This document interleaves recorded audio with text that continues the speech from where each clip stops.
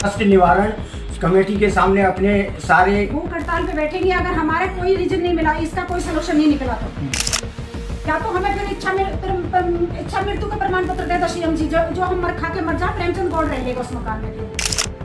फिर आदमी को मारने की कोशिश की गई है, ये भी प्रेमचंद गौड़ के थ्रू। जब प्रेमचंद गौड़ रात को 2 बजे गायब था तो इसका मतलब प्रेमचंद के थ्रू मारने की कोशिश की गई है मेरा। गुरुग्राम से एक ऐसा मामला सामने आया है जहां एक पति पत्नी ने सिटी थाना गुरुग्राम पुलिस पर गंभीर प्रताड़ना और परेशान किए जाने के आरोप लगाए हैं। दंपति का कहना है कि घरेलू विवाद से जुड़े एक मामले में पुलिस कार्रवाई के दौरान उन्हें लगातार मानसिक दबाव का सामना करना पड़ा और बार बार थाने बुलाया गया। दंपति के अनुसार पूरा विवाद उनके भाई से जुड़े एक मामले के बाद शुरू हुआ। पति दयाशंकर का आरोप है कि पुलिस कार्रवाई के दौरान उन्हें रात भर थाने में रखा गया और उनके साथ प्रताड़ना की गई। उनका कहना है कि इसके बाद भी उन्हें बार बार थाने बुलाया जाता रहा और नोटिस के जरिए दबाव बनाया गया। वहीं दयाशंकर की पत्नी रिंकी ने आरोप लगाया कि इस पूरी घटना और लगातार बने मानसिक तनाव के कारण उनकी तबीयत बिगड़ गई। रिंकी का दावा है कि उन्हें माइनर अटैक जैसी स्वास्थ्य समस्या का सामना करना पड़ा। दंपति ने पुलिस पर उनके भाई के साथ मिलीभगत के आरोप भी लगाए हैं। उनका कहना है कि मामले में उन्हें लगातार परेशान किया जा रहा है और नियमित रूप से थाने बुलाकर दबाव बनाया जाता है। हालांकि यहाँ यह स्पष्ट करना जरूरी है कि दंपति द्वारा लगाए गए इन आरोपों की स्वतंत्र रूप से पुष्टि अभी नहीं हुई है। ये आरोप फिलहाल दंपति के बयान पर आधारित है। अब इस पूरे मामले में पुलिस का पक्ष भी बेहद महत्वपूर्ण है। पुलिस की ओर से आधिकारिक प्रतिक्रिया या स्पष्टीकरण सामने आने के बाद उसे भी निष्पक्षता के साथ प्रमुखता से रखा जाएगा। फिलहाल दयाशंकर और रिंकी ने वीडियो के माध्यम से अपनी पूरी आपबीती साझा की है और पुलिस कार्रवाई को लेकर कई गंभीर सवाल उठाए हैं। पूरी घटना और दंपति ने क्या क्या आरोप लगाए हैं, सुनिए उनकी जुबानी इस वीडियो में। हाँ जी, अब हम सीएम के पास जाएंगे और वहाँ पे कष्ट निवारण कमेटी के सामने अपने सारे भूख हड़ताल पे बैठेंगे अगर हमारे कोई रीजन नहीं मिला, इसका कोई सोल्यूशन नहीं निकला तो और सीपी ऑफिस भी हम जाएंगे, वहाँ हम अपना धरना देंगे और अपनी समस्या रखेंगे। या तो हमें फिर इच्छा मृत्यु का प्रमाण पत्र दे दो सीएम जी, जो हम मर खा के मर जाए, प्रेमचंद गौड़ रहेगा उस मकान में। फिर यही चाहती है नीलम भी ये मर जाए। मेरे आदमी को मारने की कोशिश की गई है, ये भी प्रेमचंद गौड़ के थ्रू। जब प्रेमचंद गौड़ रात को 2 बजे गायब था तो इसका मतलब प्रेमचंद के थ्रू मारने की कोशिश की गई है मेरे आदमी को। गुरुग्राम पुलिस का एक कारनामा आपको दिखा दें। पहले तस्वीरें देखें। तस्वीरें देखने से पहले मैं आपको बता दूं, सिविल लाइन थाने का है। गुरुग्राम सिविल लाइन थाने का है। दरअसल केस क्या है, 2 भाइयों की आपसी थोड़ी सी नोक-झोंक है, इसमें थाने तक पहुंच जाती है। मैडम, आपका नाम बता दें और क्या आरोप है? जी हाँ, मैं सुभाष नगर की रहने वाली हूँ जी। तो मेरे जो जेठ है उन्हें हमें बहुत तंग कर रखा है। जेठ का नाम क्या है? प्रेमचंद गौड़। प्रेमचंद गौड़। हाँ जी। कहाँ रहते हो आप लोग? मैं सुभाष नगर 202 सुभाष नगर में रहती हूँ। अच्छा, आपका नाम? दयाशंकर। दयाशंकर। क्या बात हो गई थी आप लोगों की? जी, मेरे पास पहले मैं 112 पे कंप्लेंट करी थी। रास्ते में वो था, पानी वो बिखर रहा था, तो उधर से वो पुलिस वाले से, पीसीआर वालों से मैंने कही कि ये कुर्सी हटवाओ और ये पानी फैल रहा है। तो वो वैसे ही उन्होंने कही कुर्सी उठाने, वो दूसरी साइड से आके मेरे घूंसा मारा तो मेरा दांत क्रैक हो गया, होंठ में सूजन आ गई। फिर मैं हॉस्पिटल जाके एडमिट हो गया था। 112 की पुलिस आई थी। 112 की पुलिस आई थी, लेकिन पुलिस वाले पीछे खड़े थे, उन्होंने नहीं बीच बचाव किया। फिर मैं गई हूँ, भागी हूँ, मैंने बीच बचाव किया तो मेरे कपड़े फटे, मेरे चेस्ट पर निशान है, खरोच लगे हुए हैं उसके नखून के। और फिर मैं अपने हस्बैंड को लेके फिर सिविल थाने गई हूँ, तो वहाँ पे हमारी एमएलसी कटी है। फिर हम 2 दिन एडमिट रहे उस हॉस्पिटल में। एडमिट रहने के बाद तो मैं दूसरे दिन उसको लेके आई हूँ डिस्चार्ज। थाने में क्या क्या घटना हुई आपके साथ? थाने में ये घटना हुई कि मेरे को नोटिस दिया था। ये नोटिस नहीं दिया, ये नोटिस नहीं दिया, घर पे आया ऐसे दिखाकर वापस। थाने के अंदर क्या क्या आपके साथ हुआ? कितनी देर तक बंद रहे आप? मैं सुबह 10 बजे मैं और मेरी वाइफ साथ में गए थे, उन्होंने बैठा के रखा मेरे को। फिर मेरे को सरकारी हॉस्पिटल में लेके गए। आईओ का नाम क्या है? आईओ का विनय। अच्छा, विनय का व्यवहार कैसा? नीलम मेरे को सिविल हॉस्पिटल लेके गए थे। वहां पर मेरा ब्लड प्रेशर और शुगर हाई मिला था। उन्होंने एडमिट के लिए बोला। फिर इनकी जाने क्या बात हुई, फिर इन्होंने मेरे को सिटी थाने लाके मेरी वाइफ और मैं थे। उसके बाद वाइफ बोली मैं अपने आदमी को नहीं छोड़ूंगी, इसके साथ रात भर रहूंगी। फिर विनय ने रात भर रहूंगी। हाँ जी, रात भर रहूंगी क्योंकि इसको पेशेंट है, ये डिप्रेशन के, इनको हम अकेला नहीं छोड़ सकते। इनका 2 साल से सिविल हॉस्पिटल में इलाज भी चला हुआ है, लेकिन उन बंदों ने नहीं, आप घर जा सकते हो, आप लेडीज वो तो आपको हम नहीं रख सकते। तो प्रेमचंद गौड़ को और मेरे को उन्होंने भेज दिया और इनको रात को प्रेमचंद आपका जेठ है? हाँ जी, जेठ है मेरा। उनको घर भेज दिया? हाँ जी। कंप्लेन उन्होंने करी थी? हाँ जी, कंप्लेन FIR देखी आपने? हाँ, नहीं दिखाई हमें, कुछ नहीं दिखाया। FIR भी नहीं दिखाई? कोई कंप्लेंट भी नहीं दिखाई। बोले तुम्हारा राइट नहीं बनता कंप्लेंट देखने का। कि जब हमें कंप्लेंट नहीं दिखाई तो हमें किस भी हाथ पे लॉकअप में डाला गया मेरे हस्बैंड को। बीमार कब हो गए थे जब आपको तबीयत खराब हुई? कितने बजे की बात है ये? मेरे को लॉकर पहले टॉर्चर करके लाए रूम नंबर 4 में से। क्या किया? वो कह रहे थे ये कर तू मेंटली है, तेरे को मार दूंगा, फैसला कर, नहीं तो तेरे को, तू डिप्रेशन का मरीज है, तेरे को जान से मार देंगे। किसने कहा था? ये विनय कुमार ने, और नीलम भी थी उसके साथ। ये दोनों विनय और नीलम क्या कह रही थी? कि तू डिप्रेशन का मरीज है, तेरे को मार देंगे।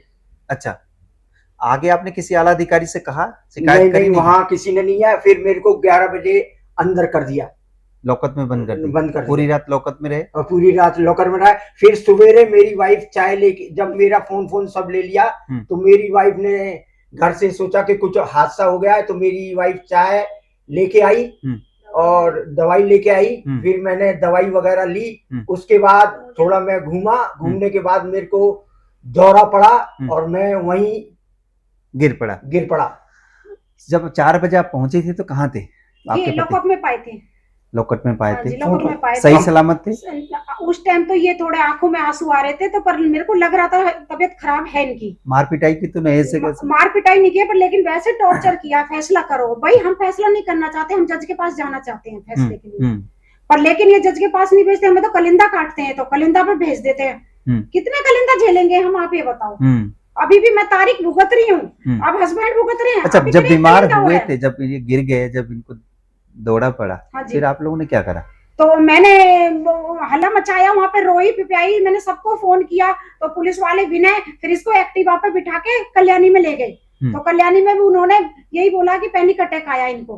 अटैक आया है? पैनिक अटैक आया है, इसको टॉर्चर किया गया, इसलिए पैनिक अटैक आया इनको। हॉस्पिटल में एक पेशेंट का इलाज चल रहा होता है, उस समय आपकी टीम उठाती है और ले जाकर थाने में बैठा देती है। सुबह 10 बजे से लेकर रात 10 बजे 11 बजे तक बैठाती है, इसके ऊपर लॉकअप में बंद कर देती है। बड़े भाई को कहती है कि तेरे ऊपर भी चालान कट रहा, तेरा भी FIR है, हम तुझे भी अंदर करेंगे। इसके बाद छोटे भाई को, जो 4 साल छोटा है, इसको अंदर बंद करती है। बड़े भाई को उनको घर देने जाने को कह देती है। ये इनका कहना है। हाँ जी, आपका जेठ कहाँ मिला था? मेरे को घर पे पाया है। दिन में भी उन्होंने हमें तीनों को कस्टडी में रखा था। बोले दिन में कस्टडी में रहोगे, जब पुलिस का वो नहीं हो सकता। लेकिन वो 1.5 घंटे दिन में भी गायब हुआ। नीलम से पता नहीं क्या साठगांठ करी, नीलम ने उसको भेज दिया है। कोई आपकी पहले दुश्मनी है क्या आपके परिवार में? मतलब जेठ से? जेठ से कोई दुश्मनी नहीं है, बस प्रॉपर्टी का हमारा झगड़ा है जेठ से। अब आप लोग कोर्ट गए थे, कोर्ट में पेश हुए, जमानत मिली इनको? हाँ जी, जमानत मिली। इस पे करण गोयल के वहाँ पे। कोर्ट पे तो जाते ही नहीं है। हाँ, कोर्ट में नहीं ले जाते हमें। करण गोयल DCP के पास पेश किया था? SP है वो। DCP है, पेश किया था आप लोग? हाँ जी, नहीं वो नहीं थे। अच्छा, क्लर्क थे। तो जमानत कहाँ मिली आपकी? ये करण गोयल का नेम प्लेट लगी थी। हाँ। वहाँ एक क्लर्क ने हमारी जमानत दी, जमानत ली। DCP को करण गोयल के आप पास गए थे, वहां से जमानत मिली। कोर्ट में नहीं गए? यही ना? कोर्ट में नहीं गए सर। और बल्कि जब पूरा टेस्ट लिखा, डॉक्टर ने तो टेस्ट क्यों नहीं कराया, इनको हार्ट का टेस्ट नहीं कराया विनय ने। उसने क्या है कि इसकी जमानत करा लो। जब इसको हार्ट का प्रॉब्लम है तो मैं क्यों नहीं कराई? प्राइवेट वालों ने कही तो उन्होंने पैसे के मारे इसको सरकारी में ले गए, और फिर इसका हार्ट का टेस्ट नहीं हुआ सरकारी। अब आप क्या चाहते हैं, कानून से या कहें कि कोर्ट से, आगे चलकर आगे कार्रवाई क्या रहेगी विनय के ऊपर? अब जो कांस्टेबल है उसका, जिसका नाम नीलम, दोनों पर क्या चाहते हैं ये सिटी थाने से हम परेशान है। मेरे पास इस टाइम ये आपके हाथ में क्या है? ये एक बार दिखाइए, इधर एक बार दिखाइए, डिस्प्ले पर दिखाइए।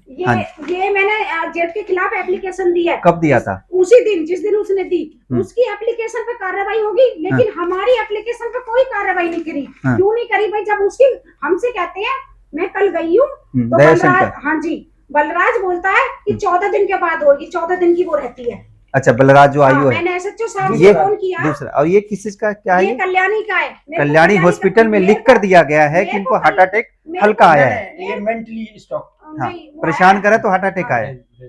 Brain stroke. अच्छा, और उन्होंने ये बोला है कि कल्याणी वालों ने मेरे को कुछ नहीं दिया, इन्होंने मैंने खूब मांग लिया। ये मैं पीछे से शाम को गई हूँ, हाथ मिनती जोड़ी है, जब उन्होंने मेरे को फोन में फोटो खींच के दी है कल्याणी वालों ने। कल्याणी वालों और ने। दूसरा क्या है जी? ये एक नोटिस दिया गया था। ये नोटिस हमें नहीं दिया, ये फोन में फोटो खिंचवा के गया गुड़िया से, वो मैंने उससे निकलवाया है।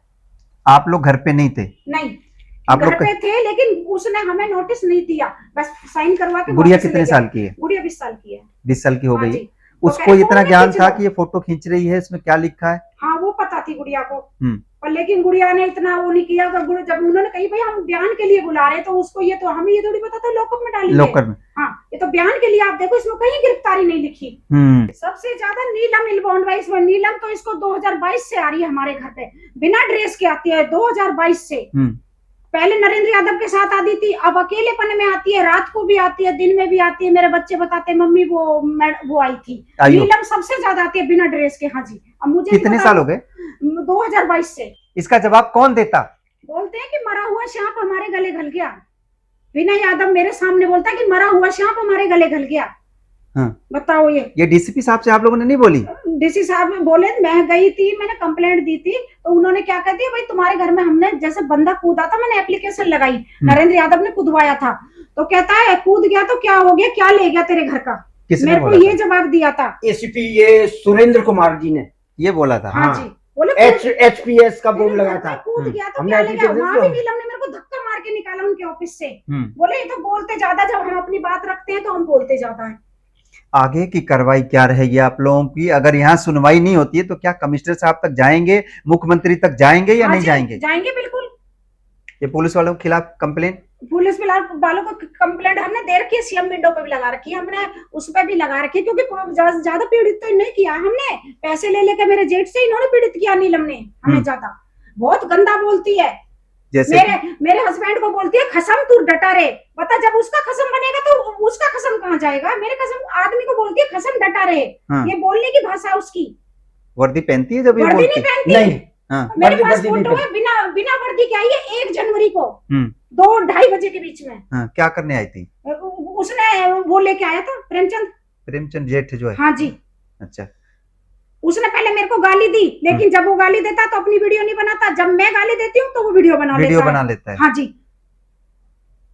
फिर उसको काट के उतना ही प्रूफ दिखाता है कि इसने मेरे को गाली दी। मैं गाली नहीं दूं तो क्या दूं? बता, मेरे बाथरूम तक कैमरा लगा रखा, मैं गाली नहीं दूंगी तो क्या दूंगी उस आदमी को? ठीक है, आप बताओ। ओके, शुक्रिया।